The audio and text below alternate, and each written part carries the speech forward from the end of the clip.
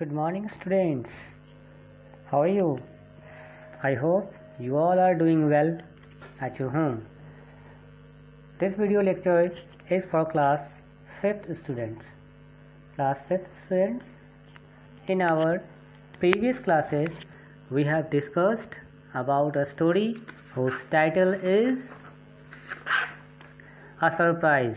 In this story, we have learned that how a lady is busy herself in writing her own work.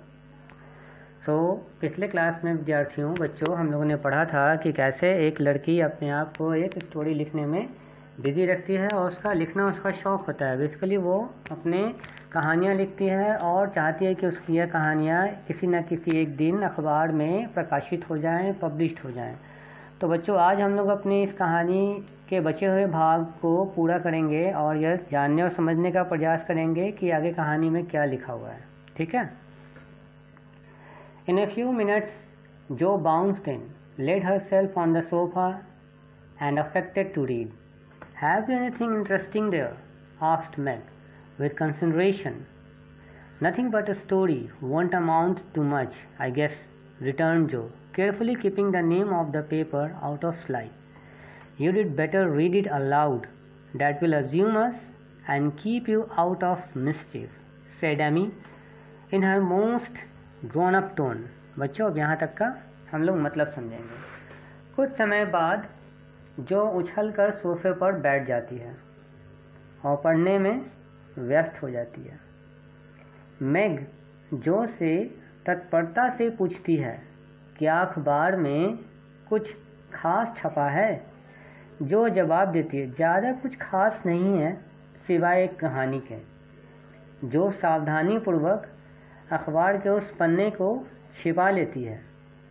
Amy जो से कहती है कि तुम्हें उस कहानी को जोर से पढ़ना चाहिए, यह हमारे लिए रोचक होगा, साथ ही साथ तुम शरारत भी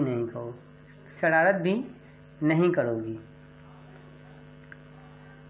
What is the name? asked Bert, wondering why Jo kept her face hidden behind the sheet.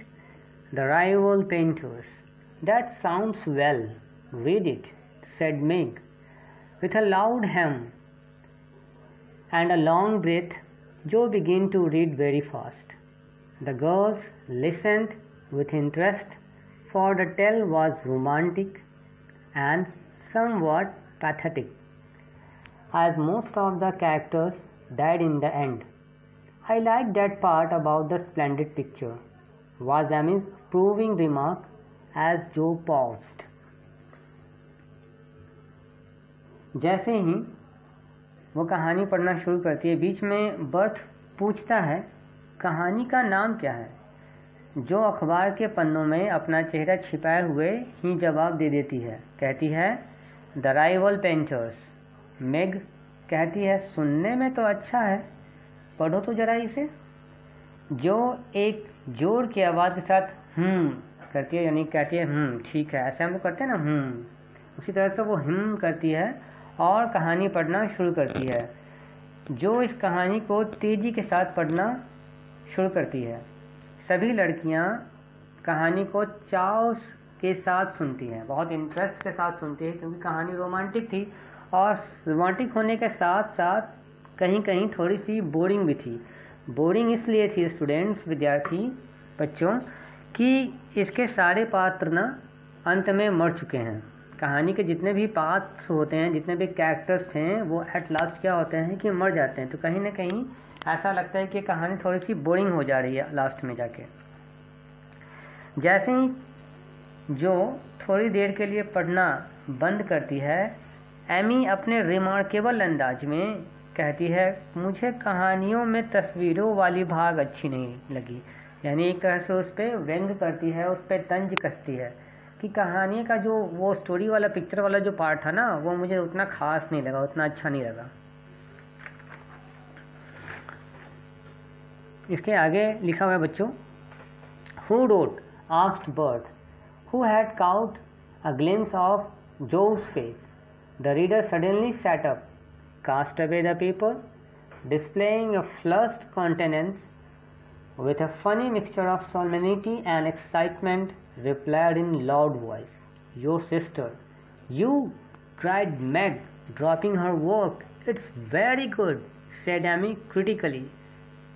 I knew it. Oh my Joe, I am so proud." And both ran to hug her sister and exult over this splendid success. इसका मतलब लिखा हुआ है बच्चों कि Beth पूछता है इस कहानी को किसने लिखा है। अचानक से रीडर यानी जो कहानी पढ़ रही थी, अचानक से वो उठ खड़ी होती है और अपने चेहरे पर उत्सुकता व दृढ़ निश्चयता के भाव के साथ जवाब देती है, "तुम्हारी बहन ने।" मेग अपना काम काज छोड़कर चिल्लाते हुए कहता है, "तुम?" एमी व्यंग भरे स्वर में कहती है, "इट्स वेरी गुड। बेथ भागते हुए वह खुशी से उत्साहित होते हुए कहता है, "मैं जानता था, मैं जानता था। ओ जो मुझे तुम पर गर्व है। ओ मेरी प्रिय, तुम्हें पता नहीं कि आज हम सब कितने खुश हैं। कैसे मैं तुम्हारा नाम कहानी के अंत में देख नहीं पाई। कैसे एमी ने उस तस्वीरों पर व्यंग कसा था।" हैना कहती है, "ओह जो शेक्सपियर अभी भी जिंदा है। मिसेस मार्च को कितना गर्व करेगी जब उन्हें यह पता चलेगा।" तो बच्चों यहाँ पे था, इस कहानी में लिखा हुआ है आई न्यू इट। ये जो पार्ट मैंने अभी समझाया है, इसके आगे मैं कहानी को और बता दिया था और आगे कहानी में चलते हैं हम लोग। Tell us about it. When did it come? How much did you get it? What will father say? Won't Laurie laugh? Cried the family, all in one breath as they clustered about Joe, for those foolish, affectionate people made a jubilee for little household. तो यहाँ पर जब कहानी जो कहती है कि आप तुम्हारी खुद की बहन ने ये कहानी लिखी है, तो परिवार के सभी लोग बहुत ज़्यादा उत्साहित हो जाते हैं और कहते हैं कि मुझे पता था कि तुम ऐसा कहानी जरूर लिखोगे, और सभी बहुत ही ज़्यादा खुश हो जाते हैं। उसके बाद अब क्या होता है आगे बच्चों कि सभी जो को आपस में घेर लेते हैं, यानी जो बीच में खड़ी होती है और उसके चारों तरफ लोग घेरा बनाकर खड़े हो जाते हैं और कहते हैं कि जो हमें बताओ तुमने ये सब कैसे किया, इसके लिए तुम्हें कितने पैसे मिले। परिवार के सदस्य जो को घेर लेते हैं तब खुशी से झूमने लगते हैं। तब जो कहती है, सुनो, मैं सब कुछ आराम से बताती हूँ, पहले तुम सब लोग बैठ जाओ। जब मैं अपनी लिखी कहानियाँ उस व्यक्ति को सुनाई तो उसने दोनों कहानियाँ पसंद आ गई। वह उसने मुझसे कहा, तुम्हें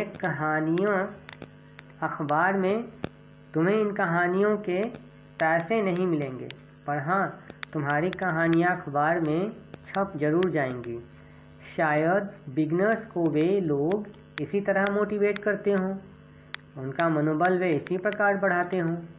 और इतना कहते कहते जो रो पड़ती है और सभी उसे घेर कर संतावना देने लगते हैं। तो बच्चों यहाँ पर आपकी कहानी समाप्त होती है। This is the end of your story. Today we have finished our first chapter and in the next video I will explain this story.